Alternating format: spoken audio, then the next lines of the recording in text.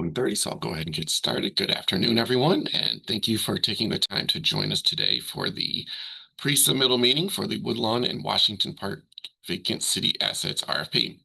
My name is London Walther, and I'm a Southeast Regional Planner with the Department of Planning and Development. I'm joined today by Managing Deputy Commissioner David Scully, Deputy Commissioner Cindy Rubick, Supervising Planner Justin Peterson, and we will soon be joined by Alderwoman Jeanette Taylor and staff from the 20th Ward office. We're excited to walk you through the project, the process, and answer any questions you may have as you prepare your proposals. So the goal for today's webinar is to make sure everyone has a shared understanding of the site, the development objectives, and the requirements outlined in the RFP. We'll review the development opportunity, key priorities for this corridor, how to apply, the selection process, and the proposed timeline. This session is also your opportunity to ask clarifying questions. You can type those into the Q&A box throughout the presentation, and so you can put your best and strongest proposal possible forward. We'll address all questions at the end of the presentation.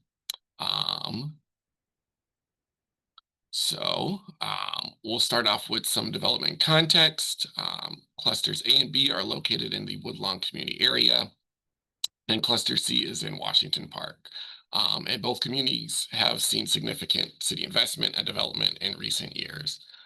This includes the soon-to-be constructed Sunshine Community Center and Revised 63 projects, which both received over $5 million in community development grants from the city. There's also Friend Family Health Center on 63rd Street, another community development grant recipient, and Oakwood Terrace Apartments, which currently are undergoing renovations with funding from the Department of Housing.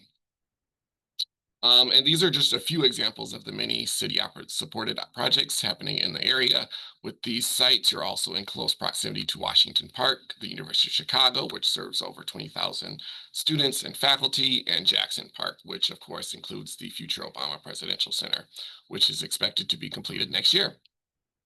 So altogether, this represents a great opportunity to build on the momentum and continue the positive wave of investment and revitalization we're seeing across the communities.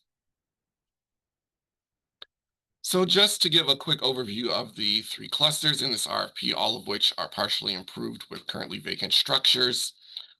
We'll start with Cluster A, which is the former firehouse located at 1417 to 1419 East 62nd Place. The site is just under 21,000 square feet in total, and the existing building is about 6,800 square feet. It is currently zoned B33, and DPD will support the zoning up to that, depending on the proposal. So moving to Cluster B, which is the former Streets and Sanitation building at 64th and Evans. This site is roughly 11,200 square feet with a small existing structure of about 1,000 square feet located on the site. It's currently zoned for RT4 and will support up to an RM5, depending on the proposal. And finally, Cluster C, the former Ross Elementary School Annex located at 61st and Wabash Avenue. This is the largest of the three sites at nearly 46,000 square feet with an existing building of 15,000 square feet located on the parcel. It's currently zoned for RT4. So together, these sites offer a range of scales and redevelopment potential. So here are some images showing the sites as they exist today. The former firehouse, which is part of Cluster A, is the only structure that appears to have real potential for adaptive reuse. It's a solid two-story brick building with some character and adjacent vacant land that could support an addition or new construction. The other two buildings, unfortunately, are in very poor condition structurally and cosmetically, and would likely require a full demolition to make way for new development. Clearing those sites would create a clean slate for something new that better meets, current design standards and community needs. So the Woodlawn Housing Preservation Ordinance was passed by City Council in 2020 and outlines the requirements for the sale of city-owned parcels within the Woodlawn community area, which includes clusters A and B. So the key thing to understand is that the requirements change depending on how many rental units are being proposed for a project. For projects with fewer than 6 units, only Section 4 applies. In those cases, DPD expects the parcels to be sold at market value. The city gives preference to neighborhood-based developers, meaning folks who live in Woodlawn, have offices here, or have completed other projects in the area. Those developers also need to include a neighborhood hiring plan that outlines how they'll hire and train local residents. For projects with 6 to 14 units, sections 3B, 4, and 5 apply. Here, at least 10% of units must be affordable to households earning up to 80% of the area median income, or AMI. Projects with 6 to 9 units are exempt from the MBE/WBE local hiring requirements, and all projects must follow the design guidelines in the Woodlawn Community Plan. And then for projects with 15 or more units, section 3A, 4, and 5 kick in. At that point, 20% of the units have to be affordable, with 5% reserved for households at or below 50% AMI, and another 5% reserved for those at or below 30% AMI. So overall, the ordinance helps ensure that development in Woodlawn supports local participation, affordability, and community alignment, no matter the project size. So when it comes to funding opportunities, there are a number of resources available at both the local and state levels. The projects are located within the three different TIF districts: the Woodlawn, West Woodlawn, and Washington Park TIF districts. These funds help support eligible project costs and address financing gaps. There are also community development grants that developers can apply through the city. These support commercial and mixed use projects. Developers may also explore low income housing tax credits, or LIHTC, through the city's Department of Housing, and the next roundup for the QAP for that opens in 2027. So together, these programs, along with the others listed on this slide, offer a strong foundation of financial and policy support to help make high quality and equitable development feasible at these sites. So moving on to actual applications. Uh, Development teams can submit applications through DPD ShyBlock Builder online portal. There are a couple of ways of navigating there. One is shown here on screen, which is to Google DPD RFPs, which will take you to a landing page where you can view the program guide, which you can see here on the blue button. That provides the application requirements and expectations. There's also a direct application link to take you to the exact cluster you would like to apply to. Applicants can also search ShyBlock Builder, which will take you to the home page, and you can navigate to the site directly. I'll note that because this RFP includes three different clusters, applicants are welcome to apply to all three clusters, a combination of clusters, or just one cluster. So when looking at the timeline, we're about 4 weeks into the application period, which opened on October 1st. Applications are due January 5th of next year. Following that deadline, DPD will review applicants based on a scoring metric that we'll explain a little bit shortly. Qualified applicants will have the opportunity to introduce themselves to the community and receive public input through the review period. We'll work with Alderwoman Taylor to establish the timing and format of that public meeting. And with public feedback, DPD will make a final recommendation on which applicants should move forward to the next stage of the application process. And the second stage here, which is a longer period with the arrow involving many things, including securing zoning, entitlements, financing, and further development of concept design. And depending on which proposals move forward, it may need other, approvals, such as, through Plan Commission for plan development. And depending on the proposal, a development may require some form of public funding, including those mentioned previously, which have their own application periods and application processes. So in short, development takes time, sometimes years, and this is just the beginning of that process in itself. So I'll go through the selection process. So as stated, development takes time and risk.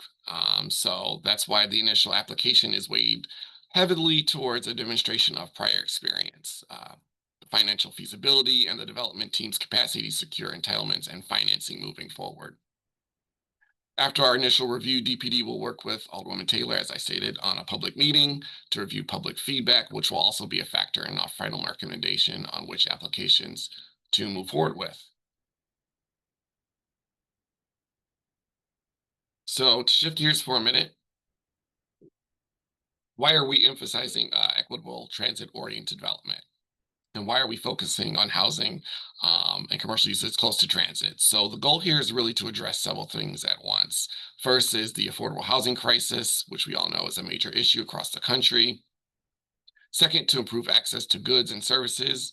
Retail and other amenities tend to follow population growth, so more residents mean stronger local business activity. Third, to increase transit ridership and investment, helping make our system stronger and more sustainable. Also, to improve public health and safety. Vacant lots and vacant buildings can attract negative activity, while occupied buildings bring more eyes to the street, as I say, and a more walkable environment, also supports better health outcomes. And finally, TOD helps strengthen city finances. It does so by returning vacant land to the tax roll, growing the population, which ultimately supports better city services. So all three sites are really well connected to public transit, starting with Cluster A. It's right by the 63rd Street Metro Electric Station, which gets you downtown in about 20 minutes. You've also got the number 63, number 6, number 15, and number 28 CTA bus routes, all within about a 5-minute walk of that location. Cluster B has great access too. It's right near the 63rd and Cottage Grove Green Line Station. Um, Additionally, within a block or so of here are the number 63 and number 4 CTA bus routes. Um, and for cluster C, there's one close this one's closer to the number 29 and 59 bus routes. Both are, within 2 blocks of that location. So overall, all three sites are very transit accessible, which really supports housing and other developments opportunities. This is a diagram of Chicago's population density in 1950. As you can see, the population in 1950 was well over 3.6 million people, which was the peak population of any point in history in Chicago. The areas in blue were the areas of highest density. They could support frequent service, so they were really transit-oriented neighborhoods. So fast forward about 7 years, and you can see how the city has depopulated, especially on the city's south and west sides. So we've seen a tremendous amount of people, even in the areas where the infrastructure exists, to support more transit in order to development people. We've lost, people in those areas, which is why we're being strategic in the sites that we're selecting for these kind of TOD developments. So, if transit oriented development is really about addressing affordable housing needs, improving access to goods and services, and supporting public health and city finances, we wanted to get a sense of what realistic development scenarios might look like for each of these sites. And what we came up with includes a mix of housing types and some active ground floor uses that really could, help bring energy and activity to these corridors. And Justin, feel free to chime in if there's anything you'd like to add as I go through these. I would just add for this site in particular, that, we think this is the best adaptive reuse opportunity. So, scenario one, we think would be more likely, but in the event, again, with the current zoning being B33, that a team pursues housing, that this is might be how it looks. So. Yeah, thanks. So yeah, as Justin said, we've got two scenarios here. Scenario one would keep and adaptively reuse the firehouse for commercial and retail purposes. Scenario two would take a different approach, full demolition of the firehouse to make way for a larger multifamily building with approximately 50 to 60 units. And this option would be subject to sections 3A, 4, and 5 of the Woodlawn Housing Preservation Ordinance.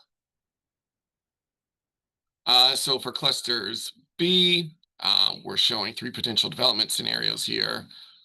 In all of them, the existing building would be demolished since it's currently in poor condition. Scenario 1 includes 3 2 flats, excuse me, which would create 6 new housing units. Scenario 2 bumps that up slightly to 3 flats, providing a total of 9 new units. Because both of those scenarios fall between 6 and 9 units, they'd be exempt from the city's hiring requirements. Scenario 3 assumes an upzoning of to RM5, which would include the construction of a larger multifamily building with around 20 units. This option would be subject to sections 3A, 4, and 5 of the Woodlawn Housing Preservation Ordinance. So the next two slides will focus on cluster C, which, because of its size, offers a bit more flexibility and scale compared to the other sites. We've got 5 potential development scenarios here, and each one, the existing structure would be demolished. Scenario 1 includes the creation of 14 new townhomes, as you can see at the top. Scenario 2 would feature 9 new 3 flats, so around 27 units in total. And scenario 3 shows a mix of 3 flats and coach houses, which together could total around 36 units. So all 3 of these units, or excuse me, scenarios would retain the current RT4 zoning. This slide shows 2 additional scenarios for cluster C, which both of which assume an upzoning to allow for greater density and scale. Scenario 4 includes 6 flats for a total of 36 units, with zoning bumped up to an RM5. And then scenario 5, which I'd say would be the most ambitious of the options, would be a larger multifamily building, roughly about 55 feet tall, accommodating 60 to 70 units with an RM 5.5 zoning. So And- overall, yeah, go ahead. Yeah, just to add also, just to be clear, these are just example development scenarios. We don't want to preclude any other ideas that might be out there. Certainly, would love to see that in applications, but these, based on experience, seem to be kind of reasonable development paths. So, thanks. Yep. Excellent. Yeah, so like as you said, these are just illustrations of what's possible here. You're free to make your own recommendations and application during the application process. With that, our slide deck is completed, and we're happy to open up to any questions you may have. Also, if there's any questions that come up in the future after this, you may email me directly until the middle of December. So we're happy to answer any questions. Have we gotten any so far in the chat box? Also, I noticed that we've got Alderwoman Taylor on the call. Do you want to say a few words? You or Tyra? Yeah, I thought that was gonna happen early on. Yes, we'll give you opportunity now. So good afternoon to everybody that is on the call. Excited that we're probably going to have an opportunity to make sure that vacant buildings in the community of the 20th Ward get to have a restart. Our community is in a unique position with all the development going around with us. And in a year and a half, the opening of the Obama Presidential Center. I want to make something very clear. While the city has its process of how it does an RFP, my office also has a community process that everyone has to go to, which provides the developer with a couple of things. First, it's getting to know the community. That's number one. Number two, hearing the community's input, because ultimately they're the people who will support your project and who will be able to help you see some of the things you may not be able to see, because sometimes when people develop in our community, they are not from our community. And B, you have to convene 2 community meetings with more than 50 people who vote to support this. And so while DPD has its process, my ward has a process as well. And so I thank you all for getting on the call today. Tyra Owens, who is also on the call, along with Chris Ambrose, are in my office who can assist with any questions that you may have. I appreciate your support, and I look forward to developing in the 20th Ward. Thank you, Alderman.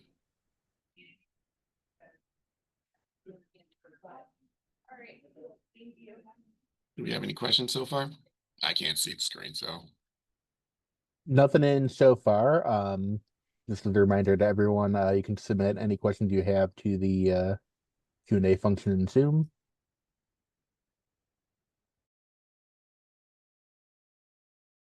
Give it a few more minutes.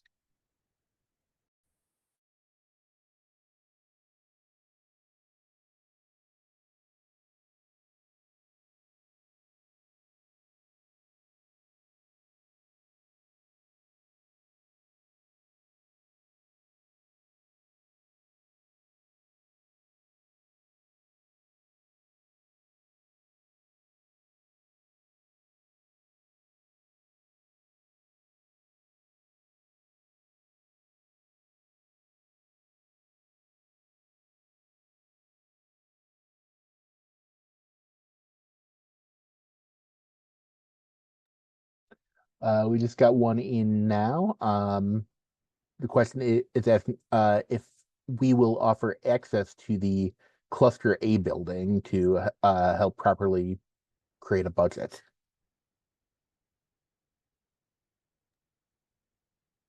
I believe we're doing any walkthrough tours. That's No, we're not able to mm-mm. bring folks into the buildings. But we have published any of the environmental documents that we have on the webpage for these RFPs. So if you're interested in finding out any information that we have from the Department of 2FM, then that's everything that we have disclosed on the webpage.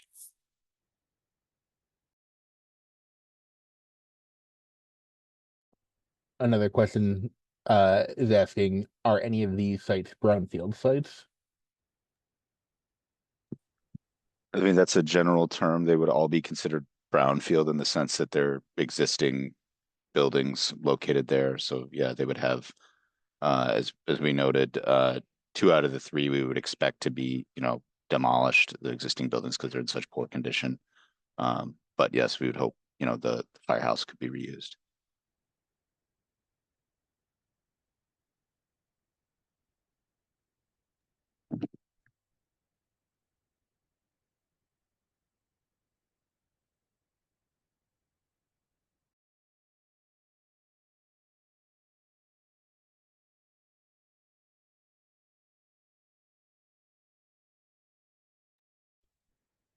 All right, we don't have anything else in the queue, so I think we could maybe have this serve as a last call, and then if you want to do the wrap up now, we can see if anything comes in before we officially log off. But Yeah. So thank you everybody for joining us today. We're really appreciate your interest in the Woodlawn and Washington Park RFP sites and the time you've taken to engage with this process. Just a quick reminder, today's presentation will be available on DPD's YouTube page, so please like and subscribe. If additional questions come up as you prepare your proposals, please don't hesitate to reach out. We're excited to, see what creative and thoughtful proposals come forward. And, again, thanks again for participating and have a great rest of your day. Thanks, Lyndon. Thanks, Alderwoman. Thanks, Sarah.